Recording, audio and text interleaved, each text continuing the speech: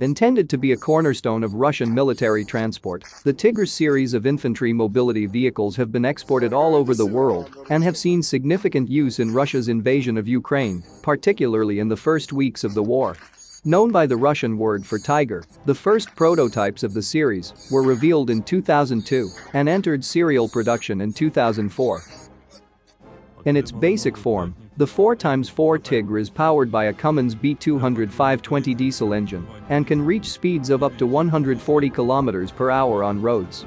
According to Russia's state defense export company Rosaboronexport, the Tigr is protected by armor capable of stopping 7.62mm rounds to shield the vehicle's 2 crew members and 7 additional soldiers.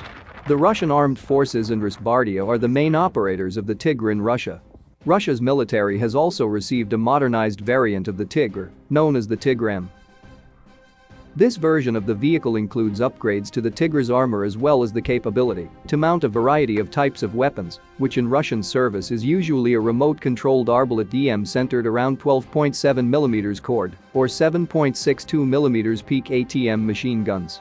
China has produced Tigr variants of its own, which are known as the YJ2081C or YJ2080C, with the former being a modernized version of the other, similar to the Tigr-M, partly developed in cooperation with Russia. The United Arab Emirates Nimr, which also translates to tiger from Arabic, is another variant that was tested for use in desert conditions and also saw cooperation from Jordan in the project.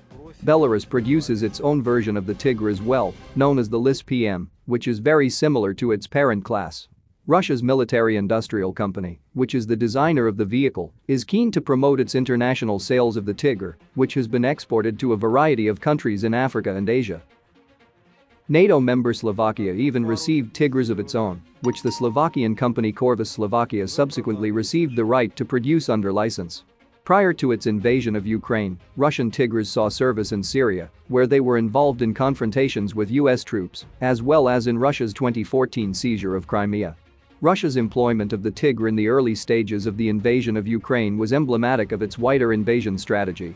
In the first days of the war, Russian light infantry and Tigrs and other light vehicles drove into Ukraine independent of the movements of other units and vehicles, erroneously expecting Ukraine's government and armed forces to melt away without much of a fight. This was particularly visible in the eastern Ukrainian city of Kharkiv, where Russia's unsupported troops were quickly driven out by Ukraine, losing much of their equipment in the process.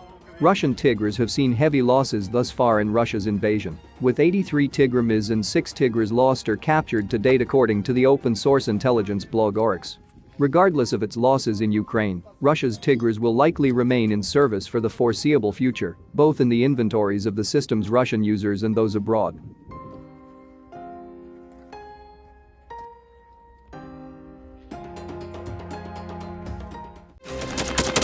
Thanks for watching, and don't forget to subscribe. Also, if you want to support Warthog Defense, please become our member and get early access to new videos, exclusive members-only videos, and become administrator in comment section.